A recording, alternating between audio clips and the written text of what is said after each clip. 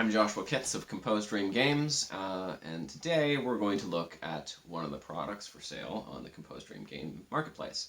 During all of January 2021, 20% of all sales from the marketplace, whether they're PDF or print, go to support a friendly local game store, a Canadian-friendly local game store, the customer's choice.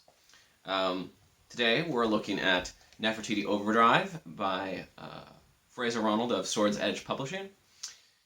I got to play this game with Fraser at Game Expo 2017, I believe, and had a very enjoyable time. But what is it you would be getting if you picked this up from the marketplace?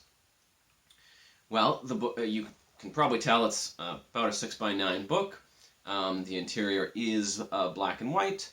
There is some full spread black and white illustrations and some smaller black and white illustrations throughout. About half of the book is sort of a hybrid adventure setting material.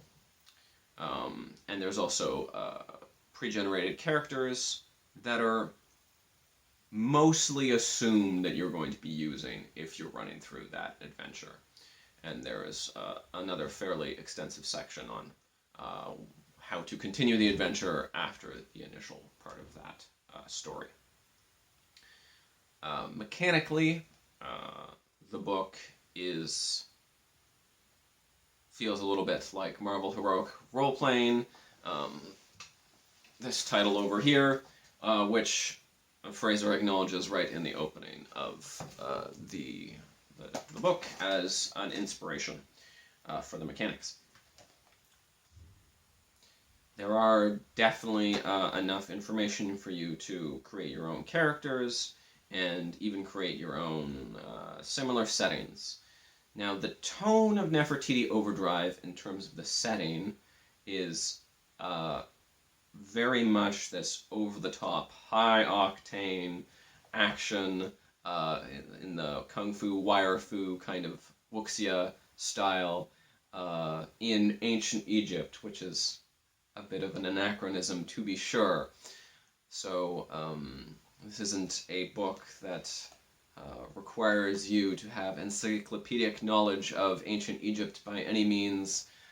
It has the trappings of ancient Egypt instead, and allows you to use that in the same way that you might use the trappings of ancient Greece around the Battle of Troy and so on for a setting inspiration.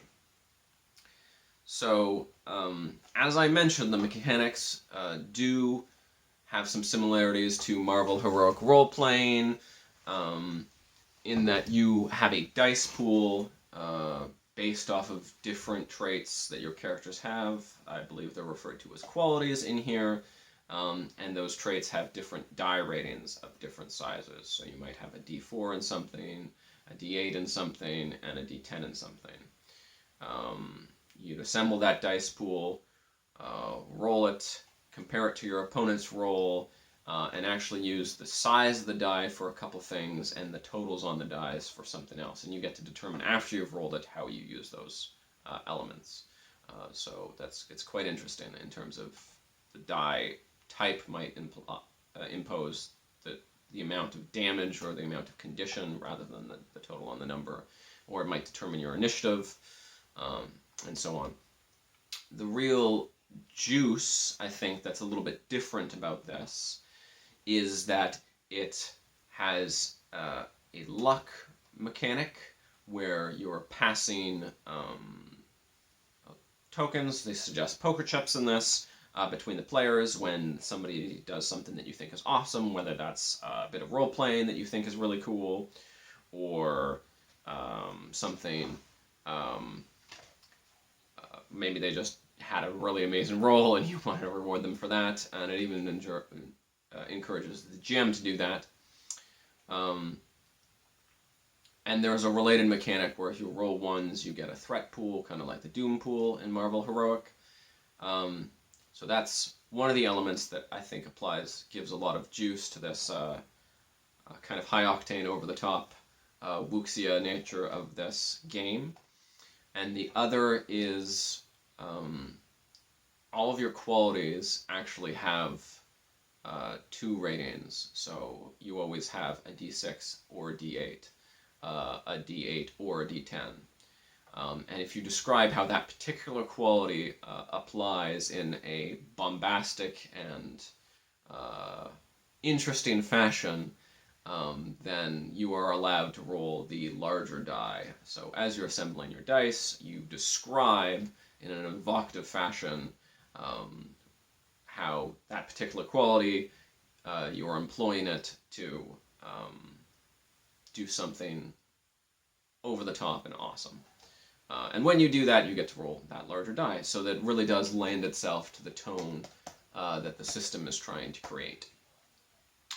So I think I actually want to read a passage which ties in a bit to what the setting is. So, I quote from page 59, "The world is falling apart. At least that is how it would feel were you part of the royal house of the 25th dynasty at the outset of this adventure. Your rivals in the north of Egypt, Lower Egypt, have allied with the Assyrians, and the Assyrians are the military superpower of this age. War is coming to the doorstep of the last stronghold of the dynasty, the capital of Thebes. As the Assyrians and Lower Egyptians approach, the heroes race against time to rescue a daughter of the royal house and regain an artifact of ritual importance." It's around 656 BCE in the Pharaohic Age. Specifically, this is the end of the 25th dynasty, and while this is historic Egypt, it also isn't. This is Egypt in the vein of historic Rome and Gladiator. That is to say, it has the trappings that we might expect of Egypt, but and I'll leave it there. As you can see, most of the text has this kind of panache to it, but it's also written in a very conversationalist tone. So Fraser has written this in a fashion where he's speaking very directly to you as a player or a game master, and relates how he's played it and so on throughout the text. And that makes it easy to read as well.